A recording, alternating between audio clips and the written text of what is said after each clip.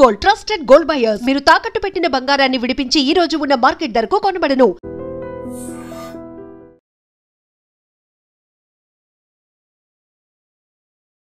Welcome to I Dream Media. So మహిళల్లో heart attack అంటే ఈ మధ్య కాలంలో ఈ కేసులు ఎక్కువగా నమోదవుతున్నాయి. మహిళల్లో హార్ట్ అటాక్ అనేది ఎక్కువగా చూస్తున్నామని చెప్తూ ఉన్నారు. దీంట్లో వాస్తవం ఎంత? మహిళలకి హార్ట్ అటాక్ వస్తే అసలు ఎలాంటి లక్షణాలు కనిపిస్తాయి? సో ఎలా గుర్తించాలి? టెస్ట్లు అంటే ఏమున్నాయి? మహిళల్లో హార్ట్ అటాక్ రాకుండా ఎలాంటి జాగ్రత్తలు తీసుకోవాలి? పూర్తి వివరాలు తెలుసుకుందాం. మనతో పాటు ఉన్నారు ప్రముఖ ఇంటర్వెన్షనల్ కార్డియాలజిస్ట్ డాక్టర్ ముఖర్జీ గారు. డాక్టర్ గారు నమస్తే అండి. నమస్తే అండి. డాక్టర్ గారు, జనరల్గా హార్ట్ అటాక్ గురించి మాట్లాడుకుంటే మెన్లో మాట్లాడతాము, కానీ విమెన్లో అప్పుడప్పుడు అడపదడప కేసులు అనేది మనం మాట్లాడాము. అయితే ఇప్పుడు ఉమెన్లో కూడా ఎక్కువగా కేసులు నమోదవుతున్నాయి, హార్ట్ అటాక్ ఎక్కువగా వస్తుంది అంటున్నారు. నిజమేనా డాక్టర్ గారు? అంటే ఉమెన్ లోపల హార్ట్ అటాకే ఒక ప్రధానమైన కారణం మరణానికి. ఉమెన్లో కూడా మరణానికి ప్రధానమైన కారణం కార్డియోవాస్కులర్ డిసీజే. కాకపోతే మెన్ కన్నా లేట్గా వస్తుంది విమెన్లో. అంటే మెన్కి 50 years అప్పుడు అలా వస్తే విమెన్కి 60 years అప్పుడు వస్తుంది. సో ఇప్పుడు ఏమవుతుందంటే స్లోగా ఆ అంతరం కూడా తగ్గిపోతుంది. విమెన్కి కూడా కొంచెం తొందరగా రావటం, ఉమెన్కి కూడా ఎక్కువ రావటం. మొన్న ఒక 31-year-old లేడీకి హార్ట్ అటాక్ వస్తే స్టెంట్ చేయడం జరిగింది. అంటే తక్కువ వయసులో హార్ట్ అటాక్లు రావడం అనేది మేల్స్లో ఎక్కువ చూసేవాళ్ళం. ఈ మధ్య విమెన్లో కూడా ఎక్కువ అవుతా ఉంది, ఖచ్చితంగా పెరుగుతా ఉంది. ఎక్కడ తేడా వచ్చింది డాక్టర్ గారు? అంటే అన్నీ మనకు తెలిసిన విషయాలే, కొత్తగా వచ్చిన తేడాలు ఏమి లేవు. అంటే డయాబెటీస్ రేట్స్ పెరగడం అనేది లేడీస్లో ఒకటి ఇంపార్టెంట్గా మనం అర్థం చేసుకోవాలి. యూజువల్గా లేడీస్లో ఎట్లా ఉంటుందంటే ఆ హార్మోనల్ ప్రొటెక్షన్ ఉంటుంది. అంటే మెనోపాజ్ దాటిన తర్వాతనే యూజువల్గా హార్ట్ అటాక్లు వస్తాయి. కానీ మెనోపాజ్ ముందే ఆ రిస్క్ ఉండేది 2 రకాలుగా వస్తుంది. ఒకటి షుగరు, రెండోది స్మోకింగ్కి ఎక్స్పోజ్ అవటం. అంటే అది ప్యాసివ్ స్మోకింగ్ అయినా సరే, ఇంట్లో ఎవరన్నా ఎక్కువ సిగరెట్లు తాగుతూ ఉన్నారనుకోండి, అక్కడ ఉండే లేడీస్కి కొంత రిస్క్, వాళ్ళకి బెనిఫిట్ పోతుంది, హార్మోనల్ వల్ల వచ్చే బెనిఫిట్ పోతుంది. సో అందుకని డయాబెటీస్ ఉన్న వాళ్ళకి ఆ డయాబెటీస్ పెరిగిపోవడం వల్ల ఇప్పుడు మనకి ఎప్పుడైతే లైఫ్ స్టైల్ మారిపోయిందో, కొంచెం ఎక్సర్సైజ్ తక్కువ అయిపోవడం, ఇంట్లో ఉన్న గృహిణులకు కూడా ఇంతకుముందు వాళ్ళే అంట్లు తోముకోవడం, వాళ్ళే బట్టలు ఉతుక్కోవడం, వాళ్ళే అన్ని పనులు చేసుకోవటం ఉండేది. ఇప్పుడు సాధ్యమైనంత వరకు ఎవరు చేయట్లా. సో ఒక వాషింగ్ మిషన్ ఉంటుంది, ఒక ఫ్లోర్ క్లీనర్ ఉంటుంది, లేకపోతే ఒక మెయిడ్ ఉంటుంది. బట్ ఎవరికి పని అనేది ఎక్కువ లేదు, ఈజీ అవైలబిలిటీ ఆఫ్ ఫుడ్. ఇంతకుముందు ఏమైంది, లేడీస్కి కొంచెం లాస్ట్లో తినడం అట్లా ఉండేది. సాధ్యమైనంత వరకు వాళ్ళకి ఫుడ్ తక్కువ ఉండేది. ఇప్పుడు ఏమవుతుందంటే ఫుడ్ అబండెన్స్లో ఉంటుంది, మంచి విషయమే. కాకపోతే ఆ మంచి విషయంతో పాటుగా ఫుడ్ అబండెన్స్తో పాటుగా ఆ కార్బోహైడ్రేట్స్ అనేవి అధికంగా అయిపోవడం, సాచురేటెడ్ ఫ్యాట్స్ అధికంగా అయిపోవడం, వీటి వల్ల హార్ట్ అటాక్లు రావడం పెరుగుతుంది. సో ఓవరాల్గా మనకి లైఫ్ స్టైల్ మాడిఫికేషన్తో డయాబెటీస్ అనేది, మెటబాలిక్ సిండ్రోమ్ అనేది ఎక్కువ అయిపోవటం వల్ల, కొన్ని కల్చరల్ చేంజెస్ మన లివింగ్లో రావటం వల్ల, ఈ 2 కారణాలు ప్రధానంగా చూస్తాను నేను హార్ట్ అటాక్ ఉమెన్లో పెరగడానికి. అయితే ఉమెన్లో హార్ట్ అటాక్ చాలా సైలెంట్గా వస్తుంది అంటారు, అది ఏంటి డాక్టర్ గారు? అవునండి. ఇప్పుడు మనం మామూలుగా హార్ట్ అటాక్ అంటే ఏమనుకుంటాం, ఛాతీ మధ్య భాగంలో వస్తుంది, నడిస్తే ఎక్కువ అవుతుంది, లేకపోతే తగ్గుతుంది, విపరీతంగా నొప్పి వచ్చి ఇమీడియట్గా చూడగానే అందరికీ అర్థమైపోతుంది, ఏదో హార్ట్ అటాక్ ఉంది, ఇమీడియట్గా దీన్ని తీసుకోవాలి. లేడీస్లో ఈ రకంగా రాదు. లేడీస్లో ఏ విధంగా వస్తుంది అని అంటే కొంచెం ఆయాసం రావడం, లేకపోతే కొంచెం బ్యాక్ ఏక్ రావడము, కొంచెం గ్యాస్ లాగా రావడము, ఆ సిమ్టమ్సే డిఫరెంట్గా ఉంటాయి. అంటే వాళ్ళు ఎక్స్ప్రెస్ చేయడంలో డిఫరెంట్ అని కాదు, సిమ్టమ్సే కొంచెం డిఫరెంట్గా ఉంటాయి. సో మేల్స్కి వచ్చినట్టుగా అట్లా క్లాసిక్గా రావు, కొంచెం డిఫరెంట్గా వస్తాయి. అందుకనే లేడీస్లో గుర్తుపడటం కష్టం అయిపోతుంది. సైలెంట్ హార్ట్ అటాక్స్ కూడా లేడీస్లో ఎక్కువ. నార్మల్గా సైలెంట్ హార్ట్ అటాక్స్ డయాబెటీస్ ఉన్న వాళ్ళకి, హైపర్ టెన్షన్ ఉన్న వాళ్ళకి, ఏజ్ ఎక్కువ అట్లా ఉంటుంది. అట్లాగే లేడీస్లో కూడా సైలెంట్ హార్ట్ అటాక్స్ ఎక్కువ వస్తాయి. సో దాంతోపాటుగా ఈ లక్షణాలు ఉంటాయి అన్నమాట, డిఫరెంట్గా వస్తాయి కొంచెం. ఎస్పెషల్లీ షుగర్ ఉన్న లేడీస్లో అసలు చాలాసార్లు హార్ట్ అటాక్ వచ్చిందనేది తెలియకపోవచ్చు. సో అందుకనే ముందుగా చెకప్ చేసుకోవడం, కొంచెం ఎక్కువగా ఆలోచించడం. అంటే ఇప్పుడు మనం ఏంటంటే లేడీ అనగానే 35 years లేడీ వచ్చింది, ఆవిడకి చెస్ట్ పెయిన్ అనగానే ముందు కార్డియాలజిస్టులు, ఫిజిషియన్స్ అందరూ కూడా ఈవిడికి ఏదో గ్యాస్ అయి ఉంటుంది, ఈవికి హార్ట్ అటాక్ అయి ఉండదు అనేది ముందే ఒక అభిప్రాయానికి వస్తారు. అందుకని డయాగ్నోసిస్ కూడా కష్టం అయిపోతుంది. సస్పెషన్ తక్కువ ఉంటుంది కాబట్టి డయాగ్నోసిస్ కష్టం అవుతుంది. సో అందుకే ట్రీట్మెంట్ కూడా డిలే అవుతుంది. సో లేడీస్లో హార్ట్ అటాక్ వస్తే కనుక వాళ్ళలో ట్రీట్మెంట్ డిలేస్ అనేవి కామన్. దాంతోపాటుగా కొన్ని పరిశోధనలు ఈవెన్ వెస్ట్రన్ కంట్రీస్లో లేడీస్ అనేటప్పటికీ టాబ్లెట్స్ కూడా కరెక్ట్గా వెళ్ళవు, వాళ్ళకి ప్రొసీజర్లు కూడా కరెక్ట్గా జరగవు. యాంజియోప్లాస్టీలు కావచ్చు, స్టెంటింగ్లు కావచ్చు, ఇవన్నీ టైంకి జరగటం కానివ్వండి, పూర్తిగా జరగటం కానివ్వండి, వీటిల్లో ఈ మగ ఆడ అనే అంతరాలు ఈవెన్ అభివృద్ధి చెందిన దేశాల్లో కూడా ఉన్నాయి. ఈవెన్ మన దేశంలో కాకుండా మిగతా దేశాల్లో కూడా ఉన్నాయి. సో అట్లా కొంచెం లేడీస్లో గుర్తుపట్టడం కష్టమే కాకుండా ట్రీట్మెంట్ కూడా కొంచెం కష్టం అవుతుంది. ఓకే, ఇప్పుడు ఈ డయాబెటీస్, ఈ బీపీ ఇలా ఉన్న మహిళలు అసలు ఎన్నాళ్ళకు ఒకసారి టెస్ట్ అనేది చేయించుకోవాలి? ఈసీజీ కానీ ఇట్లా గుండెకి సంబంధించిన టెస్టులు కానీ అసలు ఎలాంటి టెస్టులు ఉన్నాయి? అంటే 40 years దాటితే లేడీస్ అందరూ కూడా ఒకసారి ఎకో టీఎంటీ అనే 2 టెస్టులు చేయించుకొని చూసుకోవాల్సి ఉంటుంది. అవి కనుక బాగున్నాయనంటే యూజువల్గా ఇమీడియట్గా మనం ప్రమాదం ఉండే అవకాశం తక్కువ. ఈ టెస్ట్లో కూడా ఎట్లుంటాయంటే టీఎంటీల్లో లేడీస్లో ఫాల్స్ పాజిటివ్స్ కొంచెం ఎక్కువగా ఉంటాయి. ఫాల్స్ పాజిటివ్ అంటే ఏంటంటే టీఎంటీ అబ్నార్మల్ ఉంటుంది కానీ యాంజియోగ్రామ్ నార్మల్ ఉంటుంది. అంటే వాళ్ళలో బ్లాక్స్ లేకపోయినా కూడా టీఎంటీ అబ్నార్మల్ వస్తుంది. దీన్ని ఫాల్స్ పాజిటివ్ అంటారు. అది లేడీస్లో చాలా కామన్గా ఉంటుంది. సో అందుకని ఈ టెస్టుల మీద కంప్లీట్గా రిలై కాలేము. బట్ బేసిక్ టెస్టులు అవైతే చేయించుకోవాలి. అది 40 years దాటిన తర్వాత అందరూ చేయించుకోవడంతో పాటుగా నొప్పి ఉన్నా, ఆయాసం వస్తున్నా, ఇంట్లో రిస్క్ ఫ్యాక్టర్స్ ఎక్కువ ఉన్నాయి, అంటే బీపీ, షుగర్, కొలెస్ట్రాల్ ఇలాంటి risk factors, genetic risk factors ఎక్కువ ఉన్నప్పటికీ కూడా వాళ్ళు కొంచెం ముందే చేయించుకోవాల్సిన 40 years దాకా ఆగకుండా ముందే చేయించుకోవాల్సిన అవసరం ఉంటుంది.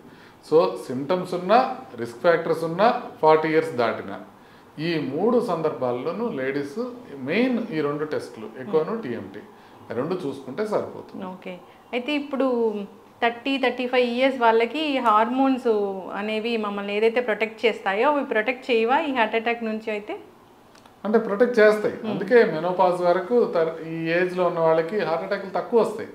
కాకపోతే ఈ 2 కారణాలతో షుగర్ ఉన్నా కూడా అది నలిఫై అయిపోతుంది. అట్లాగే ప్యాసివ్ స్మోకింగ్ ఉన్నాయి, యాక్టివ్ స్మోకింగ్ చాలా తక్కువ ఇంకా లేడీస్లో, బట్ ప్యాసివ్ స్మోకింగ్ ఉన్నా కూడా అది నలిఫై అయిపోతుంది. అట్లా కాకుండా కొన్ని వేరే ఫ్యాక్టర్స్ ఉన్నాయనుకోండి, వాళ్ళకి కొలెస్ట్రాల్ ఉండొచ్చు, బీపీ ఉండొచ్చు, ఒబెసిటీ ఉండొచ్చు, మానసిక ఒత్తిడి ఉండొచ్చు, ఇవన్నిటితో కూడా రిస్క్ పెరుగుతుంది. సో రిస్క్ ఫ్యాక్టర్స్ లేకపోతే సంగతి ఇది మనకి హార్మోనల్ ప్రొటెక్షన్. రిస్క్ ఫ్యాక్టర్స్ ఉన్నప్పుడు హార్మోనల్ ప్రొటెక్షన్ అంత బాగా పనిచేయదు. సో అందుకని వచ్చే అవకాశం ఉంటుంది. ఇప్పుడు ఈ కోవిడ్ వ్యాక్సిన్, కరోనా వచ్చింది, చాలా ట్రీట్మెంట్ తీసుకున్నారు, స్టెరాయిడ్స్ ఇచ్చారు అనేది వీళ్ళకి కూడా వర్తిస్తుందా? అందరికీ వర్తిస్తుంది, లేడీస్కి కూడా వర్తిస్తుంది. యాక్చువల్లీ లేడీస్లో కూడా మనకి ఈ కోవిడ్ తరహా లక్షణాలు కానివ్వండి, కోవిడ్లో ఎఫెక్ట్ అవ్వడం కానివ్వండి, ఎస్పెషల్లీ ఒబీస్ లేడీస్, లావుగా ఉండే వాళ్ళకి చాలా ఎక్కువగా వచ్చినాయి problems. So vaccine side effects కూడా, అంటే కోవిషీల్డ్ లాంటి వ్యాక్సిన్తో వచ్చే సైడ్ ఎఫెక్ట్స్, బ్లడ్ క్లాట్స్ అనేవి లేడీస్లో అధికంగా ఉన్నాయి. అది ఆల్మోస్ట్ వాళ్ళలో 60% ఉంటే 40% మేల్స్లో ఉన్నాయి. కాకపోతే ఇప్పుడు మనం చూస్తున్న సడన్ కార్డియాక్ డెత్స్లో, అన్ని సడన్గా ఆకస్మిక మరణాలు ఏదైతే చూస్తున్నాం, వీటిలో ప్రిడామినెంట్గా మేల్సే ఉండటం వల్ల మనకేమర్థం అవుతుందంటే మేబీ వ్యాక్సిన్ వల్ల కాదేమో అని. ఎందుకంటే వ్యాక్సిన్ లేడీస్లో ఎక్కువ ప్రాబ్లమ్స్ క్రియేట్ చేసింది, మేల్స్లో తక్కువ ప్రాబ్లమ్స్ క్రియేట్ చేసింది. కానీ ఇప్పుడు వస్తున్నది స్టిల్ మేల్స్లోనే ఎక్కువ వస్తుంది. సో అందుకని ఇది వ్యాక్సిన్ వల్ల కాదేమో అనేది మనకు అర్థమవుతుంది. ఈ రీసెంట్గా మీరు ఒక ఆర్టికల్ రాశారు, అంటే డెలివరీ తర్వాత ఉమెన్ చాలా జాగ్రత్తలు తీసుకోవాలి, వాళ్ళల్లో కూడా హార్ట్ ఇష్యూస్ అనేవి వచ్చేది ఉందని. అది ఎట్లా డాక్టర్ గారు? అంటే లేడీస్కి మాత్రమే స్పెసిఫిక్ కొన్ని జబ్బులు ఉంటాయి. దాంట్లో ఇది ఒకటి కామన్ జబ్బు అనమాట. దాన్ని పెరిపార్టమ్ కార్డియోమయోపతి అంటారు. పెరిపార్టమ్ కార్డియోమయోపతి అంటే డెలివరీ అయ్యే 1 నెల ముందు కానీ, ఒక 3 నెలల తర్వాత కానీ సడన్గా గుండె వీక్ అయిపోతుంది. పోలియో వస్తే మజిల్ ఎట్లా వీక్ అయిపోతుందో గుండె కండరం అట్లా వీక్ అయిపోతుంది. ఎవరిలో వస్తుందో ఎవరిలో రాదనేది జెనెటిక్ ఇన్ఫ్లుయెన్స్ మీద ఆధారపడి ఉంటుంది, మనం కంప్లీట్గా చెప్పలేము. సో అలా వస్తే కనుక ఇమీడియట్గా వాళ్ళకి ఆయాసం రావటము, పడుకుంటే ఆయాసం ఎక్కువైపోవడం, దగ్గు రావటము, కాళ్ళు వాపులు రావటం, ఇట్లాంటి సమస్యలు వస్తాయి. అలాంటివి వచ్చినప్పుడు ఒక్కసారి ఎకోకార్డియోగ్రామ్ చేసి చూసుకుంటే ఒకవేళ పంపింగ్ వీక్గా ఉంటే ప్రెగ్నెన్సీ వల్ల వచ్చిన ప్రాబ్లం కింద మనం దాన్ని భావించాలి. దాన్ని పెరిపార్టమ్ కార్డియోమయోపతి అంటారు. అలా ఉంటే కనుక దానికి ట్రీట్మెంట్ తీసుకుంటే చాలా మంది రికవర్ అయిపోతారు. మోర్ దాన్ 60% ఏమీ ప్రాబ్లం లేకుండా రికవర్ అయ్యే ఛాన్సెస్ ఉంటాయి. ఒక 40% మాత్రం కొంచెం పంపింగ్ ఇంప్రూవ్ కాకపోయినా లేకపోతే డిటరేట్ అయినా అయ్యే అవకాశం ఉంటుంది. సో దాన్ని ఈజీగా తీసుకోకూడదు. ఒకసారి కనుక ప్రెగ్నెన్సీలో ఆ సమస్య వస్తే తర్వాత మళ్ళీ ప్రెగ్నెంట్ అయితే రికవర్ అయిపోయినా కూడా మళ్ళీ అదే వచ్చే అవకాశం ఉంటుంది. అందుకనే ఒకసారి ప్రెగ్నెన్సీలో పెరిపార్టమ్ కార్డియోమయోపతి వస్తే ఇక మళ్ళీ 2వ ప్రెగ్నెన్సీకి వెళ్ళొద్దు అని చెప్తా ఉన్నట్టు, వాళ్ళు రికవర్ అయినా కూడా. సో అందుకోసమనే రికవరీ అయ్యే అవకాశం ఉంటుంది, బట్ రికవరీ అయిన తర్వాత కూడా వాళ్ళు జాగ్రత్తలు తీసుకోవాల్సిన అవసరం ఉంటుంది. సో డాక్టర్ గారు, ఉమెన్లో హార్ట్ అటాక్, హార్ట్ ఇష్యూస్ గురించి మాట్లాడుతున్నాం కాబట్టి ఒక 40 నుంచి మనం ఈ టెస్ట్లు అనేవి హార్ట్కి సంబంధించి చేయించుకుంటే మంచిదా? ఖచ్చితంగా హార్ట్కి సంబంధించిన టెస్ట్లు అన్ని 40 తర్వాత చేసుకోవాలి. ఓకే. ఇప్పుడు ఈవెన్ యాంజియోగ్రామ్ తీసుకున్నారనుకోండి, యాంజియోగ్రామ్లో కూడా లేడీస్లోను మెన్లోను డిఫరెంట్గా ఉంటాయి. లేడీస్లో కొంచెం రక్తనాళాల సైజు తక్కువ ఉండడంతో పాటుగా ఒక స్పెషల్ జబ్బు ఉంటుంది, స్కాడ్ అనే ఒక జబ్బు ఉంటుంది రక్తనాళాల్లో, స్పాంటేనియస్ కరోనరీ ఆర్టరీ డిసెక్షన్ అంటారనమాట.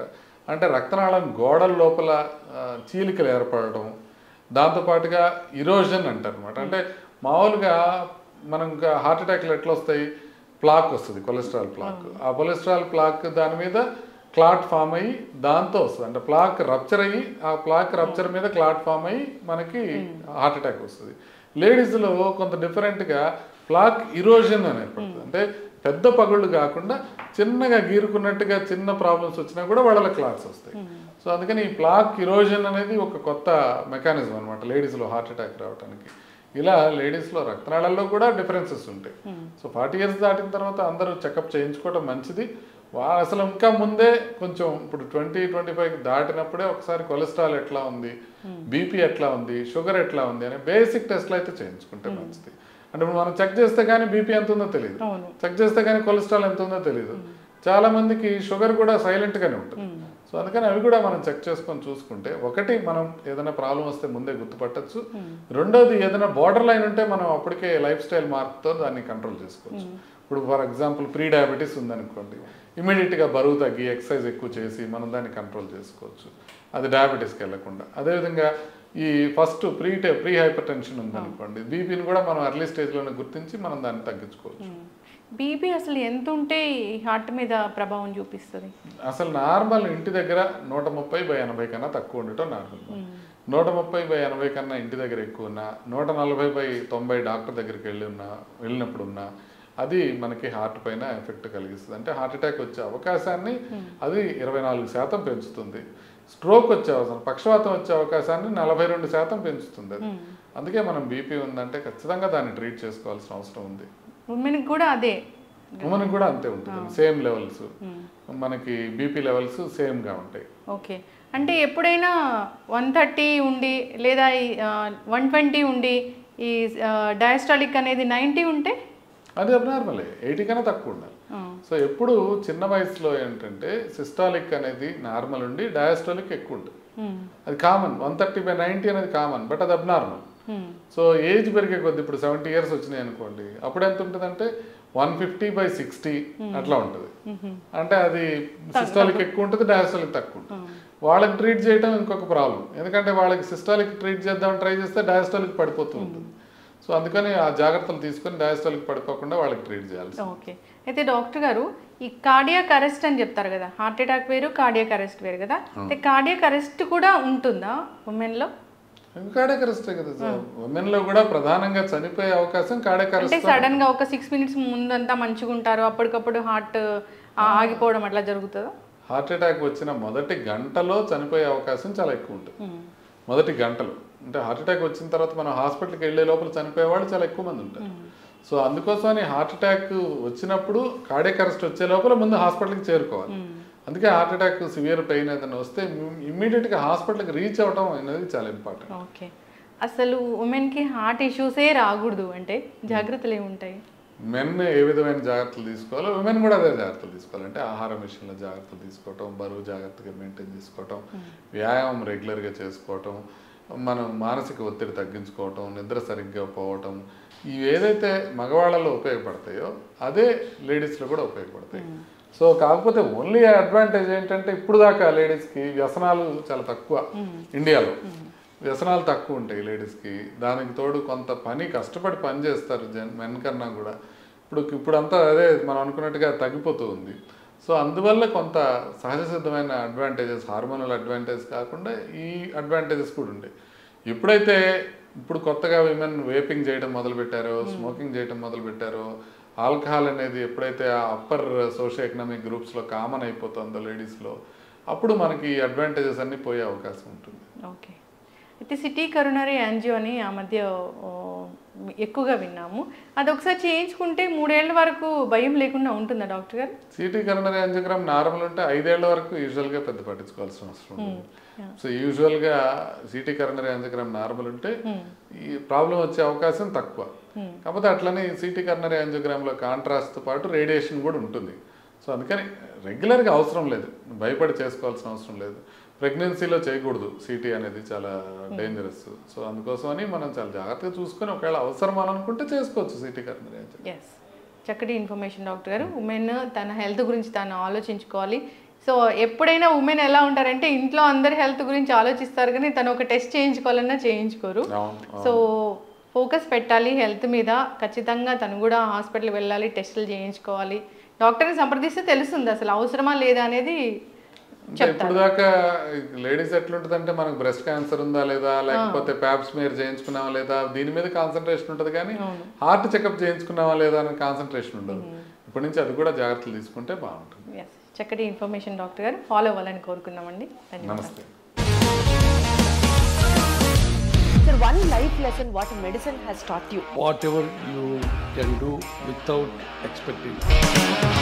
బట్ ఐ రియలీ బిలీవ్ మన పాజిటివ్ యాటిట్యూడ్ ఉంటేనే మనం ఏదైనా సాధించగలం. గట్ని మనం కరెక్ట్గా డీల్ చేసినట్లయితే అది మనకి పాజిటివ్ హార్మోన్స్ని రిలీజ్ చేస్తుంది. షుగర్ వచ్చిన వాళ్ళ పరిస్థితి ఏంటి? పొట్ట దగ్గర పెరిగితే దాన్ని ఆండ్రాయిడ్ అంటారు, ఆండ్రాయిడ్ ఫోన్ కదా. అసలు థాట్స్ ఎందుకు వస్తాయి? బ్రెయిన్ డెడ్ అంటే దానికి ప్రపంచం అంతా కూడా కొన్ని నిర్దిష్టమైనటువంటి లక్షణాలు. మానసికంగా ధైర్యంగా ఉంటే క్యాన్సర్ జయించవచ్చు. You are a doctor for a cause sir, అంతే. వాళ్ళకి వచ్చిన ఆదాయం కాకుండా ఫ్రీ సర్వీస్ ఎంతమందికో చేస్తుంది. And don't forget to subscribe to iDream. And for more videos, Please subscribe to iDream. Please subscribe to iDream. Please subscribe iDream. And please subscribe to iDream. For more videos, subscribe to iDream. please like, share and subscribe to the channel. Congratulations, iDream. Subscribe to iDream. Subscribe to iDream. So subscribe to iDream Media. iDream ki iDream team andarki huge congratulations. Please subscribe iDream Media. Please subscribe to iDream. Subscribe iDream. Please subscribe to iDream. iDream అంటే నా కళల channel subscribe చేసుకున్న నోరు తిరుగుతలేదు, మీరైతే గంట గుర్తు కొట్టండి. For more such videos, please subscribe to iDream. Subscribe to iDream. Please subscribe to iDream. Please subscribe iDream Media. Please do subscribe to iDream. Please subscribe to iDream Media. For best entertainment and information, please subscribe iDream.